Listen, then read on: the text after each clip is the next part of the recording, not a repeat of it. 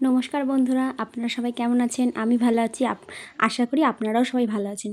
সকালবেলায় ভাবছি যে কী একটা রান্না করব যেটা খেতে সুস্বাদু হবে। গাছের দিকে তাকিয়ে দেখছি সিমগুলো বেশ বড়ই হয়েছে।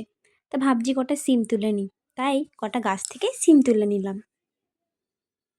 দেখুন সিমগুলো কত সুন্দর দেখতে লাগছে।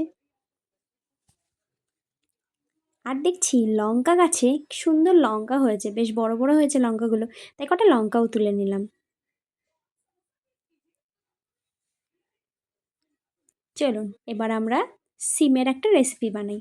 প্রথমেই কড়াইতে দিয়ে দিচ্ছি কালো জিরা, দিচ্ছি কয়েক রসুন, আর দিয়ে দিচ্ছি একটা কুচানো পেঁয়াজ।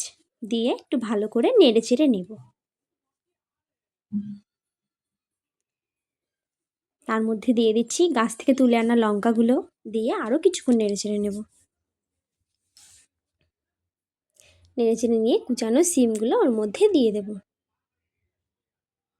দিয়ে একটু ভালো করে নেড়ে চেড়ে নেব। তার মধ্যে দেব স্বাদ মতো লবণ, পরিমাণ মতন হলুদের গুঁড়ো, দিয়ে আরও কিছুক্ষণ বেশ ভাজি ভাজি করে নেব। বেশ হাতে কিছুক্ষণ সময় নিয়ে ভাজতে হবে।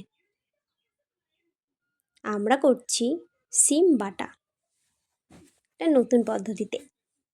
অনেকে অনেকভাবে সিম বাটা করে, কিন্তু আমার এইটাই ভালো লাগে, তাই আমি এটাই করি। আপনারা করে দেখবেন, আপনাদেরও ভালো লাগবে। দেখুন কথা বলতে বলতে আমাদের সিম কিন্তু ভাজা হয়ে গেছে। এবার আমরা মিক্সারের মধ্যে সিমগুলো দিয়ে দিচ্ছি। আপনারা চাইলে পাটাতেও বেটে নিতে পারেন, কিন্তু আমি পাটায় বাটিনি, কারণ আমার একটু হাত কেটে গেছে, তার জন্য পাটাতে বাটলাম না, তাই মিক্সারেই বেটে নিলাম। দেখুন আমাদের সিম বাটা কিন্তু রেডি হয়ে গেছে।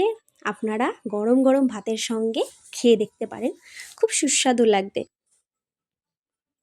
দেখুন আমিও ভাতের সঙ্গে খাচ্ছি। দেখুন ভাতগুলো দেখতে কত সুন্দর লাগছে, আর সিম বাটাটাও খুব সুস্বাদু।